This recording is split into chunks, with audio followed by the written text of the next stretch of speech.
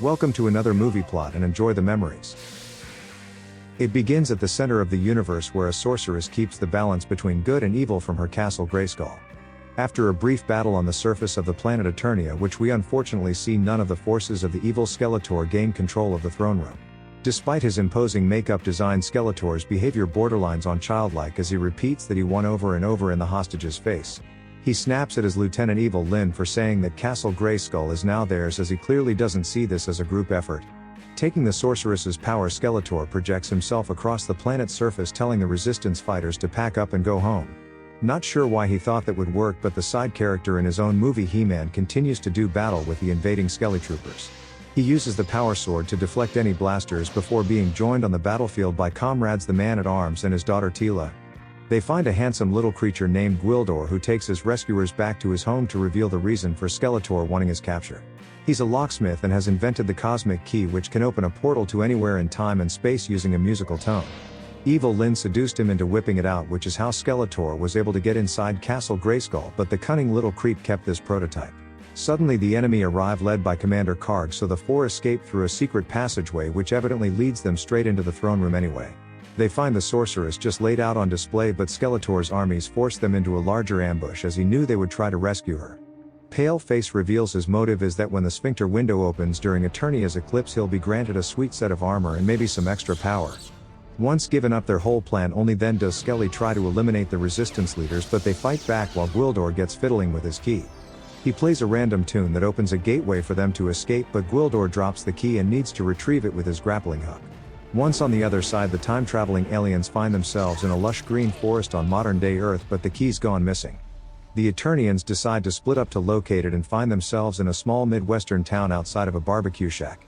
Like any good soldiers, they follow their noses and all meet up again, but approach the building with caution as these humanoids could be dangerous. Gwildor uses his grappling hook to steal a bucket of ribs and chicken to share between them, but Teela's disgusted by them eating meat, as apparently food on the war-torn Eternia is abundant enough to be a picky vegetarian. They return to searching for the device while we follow a waitress from the restaurant named Julie and her Sarah Connor-looking friend. It's Julie's last day of work as she's moving away and leaving her caring boyfriend Kevin behind, who receives a bucket of chicken to wipe off his tears. Before driving to the airport, they go to her parents' graves, who Julie says were only on the plane that crashed because she was studying with Kevin. He comforts Julie, telling her not to blame herself, but she really just blamed him instead, and they discover the key nestled in a fresh crater. It obviously fell from the sky and looks awfully sinister, but the possibility of it being a Japanese synthesizer crosses this kid's mind before a bomb does.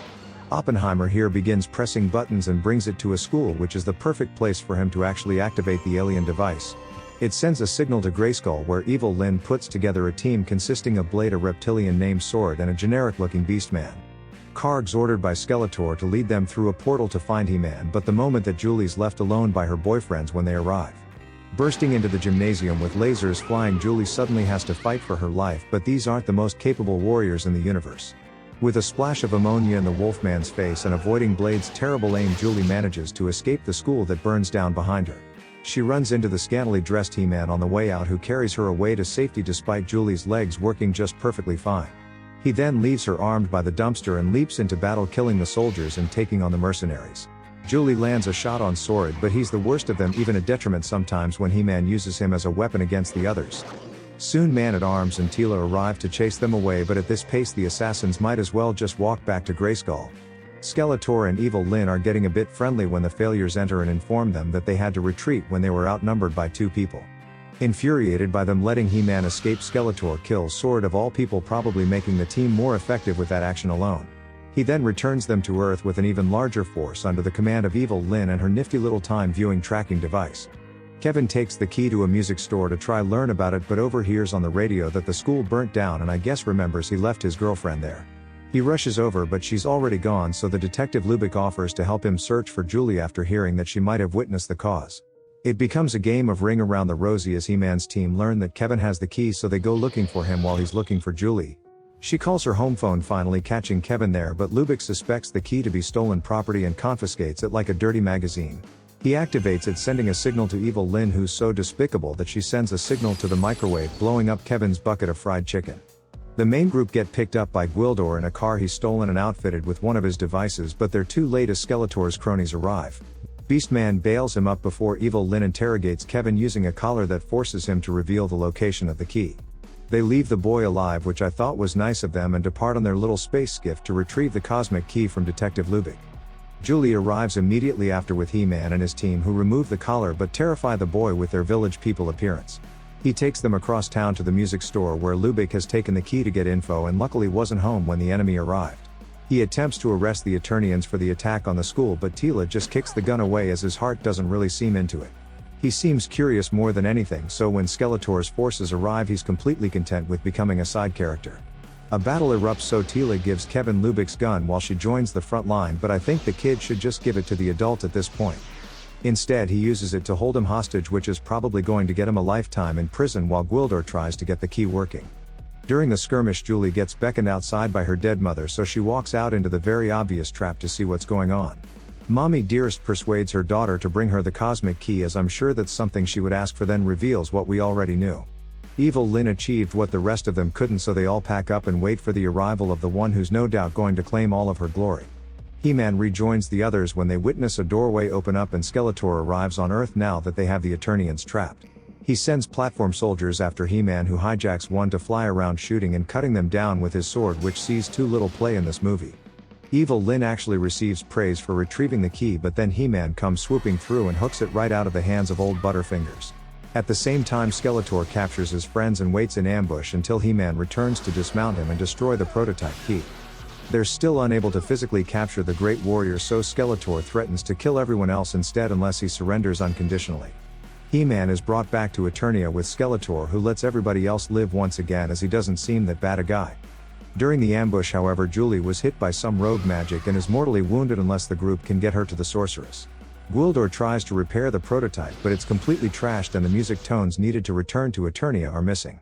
Being a budding musician, Kevin remembers them and grabs his keyboard, which is apparently all a cosmic key is, just with a preset tune. On Eternia, He-Man's chained to the floor of the throne room waiting until Skeletor receives the powers of the universe and forces him to kneel. The Sorceress isn't looking her best and Skeletor has his prisoner tortured by Blade with a laser whip while they wait for the eclipse. When the moon aligns, the sphincter window opens and Skelly absorbs power from all over the universe, which gives him a pretty gilded suit of armor. He calls himself the master of the universe and continues torturing He-Man to swear allegiance instead of killing him like he ought to have hours ago. The Earthlings finally recreate the key tones and open up a portal to Eternia, but Lubic tries to arrest them and gets taken along for the ride. They appear in the throne room inside a little diorama from Earth where He-Man uses Skeletor's own powers to free himself from the chains. They all engage in the final battle where Lubic doesn't understand what's going on but still knows enough to shoot people shooting at him first. He-Man avoids any of Skeletor's empowered abilities as they didn't come with any accuracy, while Evil-Lyn and the rest of the Cowardly Lions decide to just dip. He-Man retrieves his sword from Skeletor's throne and the two have a duel as the room turns dark and everybody else disappears. Apparently his staff gives Skelly all of his powers because when He-Man destroys it he loses all of them and turns back into old Paleface. He draws his sword as a final desperate attempt to defeat He-Man but is knocked from the walkway and falls into the pit below. The throne room returns to normal as Grayskull tightens up its window again and the Sorceress is released from her prison. She heals Julie and the Earthlings say their goodbyes to their new friends before asking Gwildor to open them a portal back to Earth. Lubic's hailed as a hero for his part in the battle and decides to spend his retirement in Eternia with a beautiful alien that he picked up somewhere. Julie and Kevin cross the threshold, but when they wake up Julie finds that Gwildor sent her back to the day before her parents were killed. Knowing they won't believe her story, Julie stops them from taking their fateful flight by stealing their keys and running off with them. She finds Kevin, who also remembers their shared experience as he brought back a souvenir from Eternia in the form of whatever this is. The camera zooms in and shows the photogenic He-Man posing in front of Castle Grayskull shouting that he has the power. I will be back. And the movie ends.